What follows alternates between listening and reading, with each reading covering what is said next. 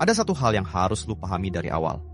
Orang yang tidak bisa dikendalikan bukan orang yang paling kuat, bukan yang paling pinter, dan bukan juga yang paling berani. Orang yang tidak bisa dikendalikan adalah orang yang sudah tidak punya sesuatu yang bisa diambil darinya. Kebanyakan orang hidup dalam kendali tanpa sadar. Mereka dikendalikan oleh rasa takut kehilangan pekerjaan, takut kehilangan pasangan, takut kehilangan status, takut kehilangan pengakuan. Dan selama seseorang masih punya sesuatu yang dia takut kehilangan, selama itu juga dia bisa dikendalikan. Dunia berjalan dengan cara itu. Kantor, hubungan, pertemanan, bahkan keluarga seringkali berjalan di atas kendali yang tidak terlihat. Orang nurut bukan selalu karena dia baik, tapi karena dia takut. Orang diam bukan selalu karena dia sabar, tapi karena dia butuh. Dan disitulah letak kekuasaan yang sebenarnya. Bukan pada orang yang berteriak paling keras, tapi pada orang yang paling tidak butuh apa-apa dari lu. Karena semakin seseorang butuh sesuatu dari lu, semakin mudah dia diatur. Tapi semakin dia tidak butuh, semakin dia tidak bisa disentuh. Itu sebabnya ada orang yang kehadirannya tenang, tapi semua orang segan. Bukan karena dia galak, tapi karena semua orang tahu dia bisa pergi kapan saja tanpa kehilangan apa-apa. 1. Orang yang tidak menggantungkan harga diri. Lu mungkin pernah ketemu orang seperti ini. Dia tidak berusaha mengesankan siapa-siapa, tapi orang-orang justru berusaha mengesankan dia. Dia tidak banyak bicara, tapi begitu dia bicara, orang diam. Dia tidak mengejar, tapi orang takut kehilangan dia. Kenapa? Karena dia tidak menggantungkan harga dirinya pada orang lain. Banyak orang hidup menggantungkan nilai dirinya dari luar. Dari pujian, dari gaji, dari jabatan, dari jumlah teman, dari perhatian seseorang. Makanya mereka mudah dikendalikan. Cukup ancam dengan kehilangan, mereka langsung nurut. Cukup kasih sedikit validasi, mereka langsung loyal. Ini bukan soal lemah atau kuat, ini soal ketergantungan. Semakin seseorang tergantung secara emosional, finansial, atau sosial, semakin mudah dia dikendalikan. Dan sebaliknya, semakin seseorang bisa berdiri tanpa bergantung, semakin dia tidak bisa diatur. Orang yang tidak bisa dikendalikan bukan berarti dia memberontak, bukan berarti dia kasar, bukan berarti dia melawan semua orang. Justru seringnya mereka terlihat biasa saja. Tapi mereka punya satu hal yang tidak dimiliki banyak orang. Mereka tidak takut ditinggalkan, tidak takut kehilangan, dan tidak takut tidak disukai. 2. Berani tidak disukai.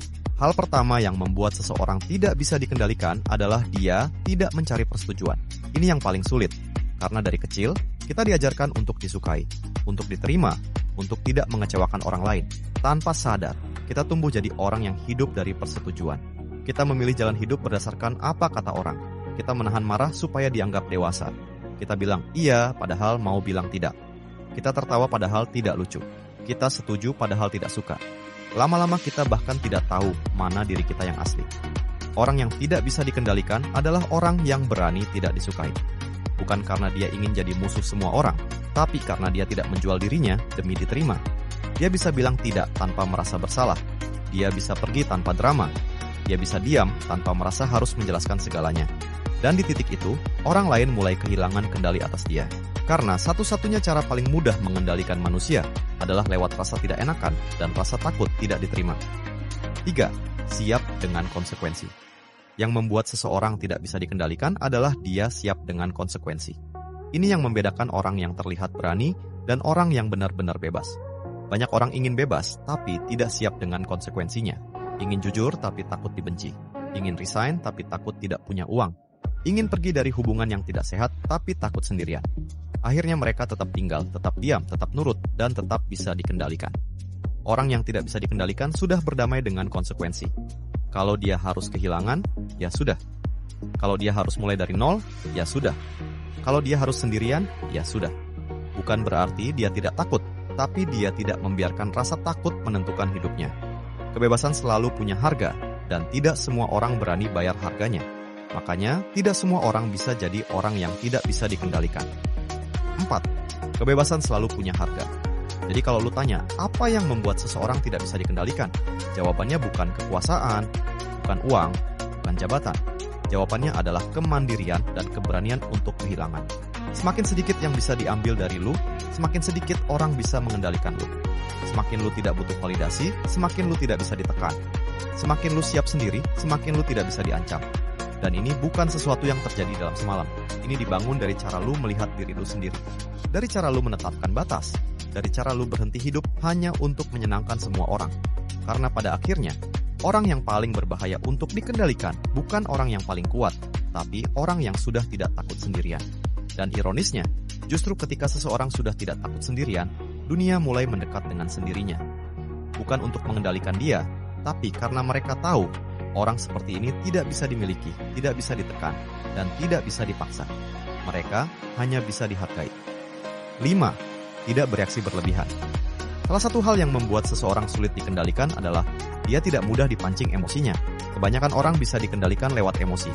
Dibuat marah sedikit, dia bereaksi. Dibuat cemburu sedikit, dia panik. Dibuat merasa bersalah sedikit, dia langsung nurut. Emosi adalah tombol yang paling mudah ditekan untuk mengendalikan manusia. Makanya banyak orang dimanipulasi bukan lewat kekuatan, tapi lewat perasaan. Tapi orang yang tidak bisa dikendalikan punya satu kemampuan yang jarang dimiliki. Dia bisa menahan reaksi. Bukan berarti dia tidak punya emosi, tapi dia tidak langsung bereaksi. Dia diam, dia lihat, dia pahami situasi. Karena begitu seseorang bereaksi berlebihan, di situ dia kehilangan kendali atas dirinya sendiri. Dan begitu lu kehilangan kendali atas diri lu sendiri, orang lain bisa mengambil kendali itu. Orang yang tenang bukan berarti dia lemah. Justru, seringkali dia yang paling berbahaya untuk dikendalikan. Karena dia tidak memberi orang lain tombol untuk menekan dirinya. Dia tidak mudah tersinggung, tidak mudah terpancing, tidak mudah panik. Dan ketika seseorang tidak bisa dipancing emosinya, orang lain kehilangan cara paling mudah untuk mengendalikannya. 6. Tidak bergantung secara finansial. Selain emosi, kendali terbesar dalam hidup manusia biasanya datang dari uang. Ini realita yang jarang dibicarakan secara jujur. Banyak orang tidak bisa jadi dirinya sendiri karena dia bergantung secara finansial pada sesuatu atau seseorang.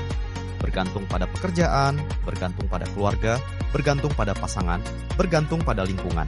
Selama sumber hidup seseorang bisa dikontrol orang lain, selama itu juga hidupnya bisa diarahkan. Makanya banyak orang sebenarnya tidak setuju dengan sesuatu, tapi tetap diam. Bukan karena dia tidak punya pendapat, tapi karena dia tidak punya pilihan. Orang yang tidak bisa dikendalikan biasanya punya kendali atas hidupnya sendiri secara finansial, atau paling tidak dia punya kemampuan untuk bertahan tanpa bergantung penuh pada satu sumber. Ini bukan soal harus kaya, ini soal punya pilihan. Karena kekuatan terbesar dalam hidup bukan uang, tapi pilihan. Ketika seseorang punya pilihan, dia tidak mudah diancam. Ketika seseorang tidak punya pilihan, dia mudah sekali dikendalikan. Jadi kemandirian finansial bukan cuma soal hidup nyaman, tapi soal kebebasan menentukan hidup lu sendiri. 7. Punya batas yang jelas. Hal terakhir yang membuat seseorang tidak bisa dikendalikan adalah dia punya batas yang jelas dan dia berani mempertahankan batas itu. Banyak orang hidup tanpa batas. Semua diturutin, semua diiyain, semua ditahan sendiri. Takut bikin orang marah, takut dibilang egois, takut dibilang berubah. Akhirnya orang lain jadi terbiasa mengatur hidupnya, memutuskan untuknya, bahkan memperlakukan dia sesuka hati. Bukan karena orang lain jahat, tapi karena dia tidak pernah menunjukkan batasnya. Orang yang tidak bisa dikendalikan sangat tahu mana yang dia terima dan mana yang tidak. Dia tahu kapan harus bilang cukup. Dia tahu kapan harus pergi. Dia tahu kapan harus menolak. Dan yang paling penting, ketika dia sudah bilang tidak, itu benar-benar tidak. Bukan tidak yang masih bisa dibujuk, bukan tidak yang masih bisa ditekan, tapi tidak yang punya batas jelas. Orang seperti ini mungkin tidak selalu disukai, tapi dia dihormati. Dan dalam hidup, dihormati jauh lebih kuat daripada disukai. Karena orang yang hanya ingin disukai akan terus menyesuaikan diri dengan semua orang. Tapi orang yang punya batas akan tetap jadi dirinya sendiri, siapapun yang datang dan siapapun yang pergi.